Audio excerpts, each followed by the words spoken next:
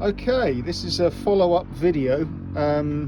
If you've seen the other videos, you know I replaced this part here, 3D printed part,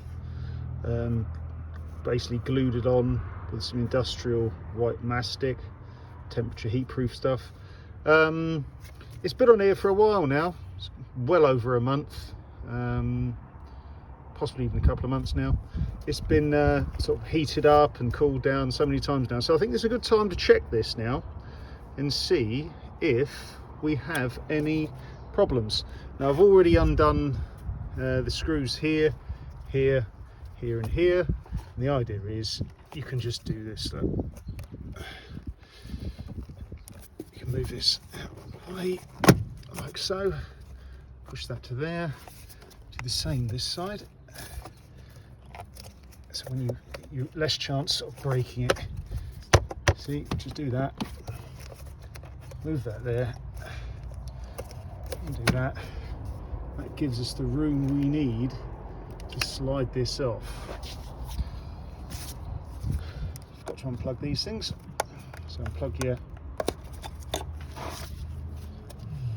sensors off the airbox, plug those. That should just pull straight off like so. So let's go and have a little inspection of this. Have a look. What have we got there? Do you see that? What we have here. Yes, you see that? See that? What's happened there? Yes. Okay, as you can see, 3D piece has actually failed. Yeah, so it's worth checking. It's split. So plastic wasn't man enough.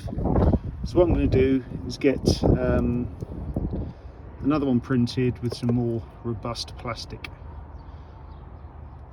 and then we'll clean it back up, put it back on. Right.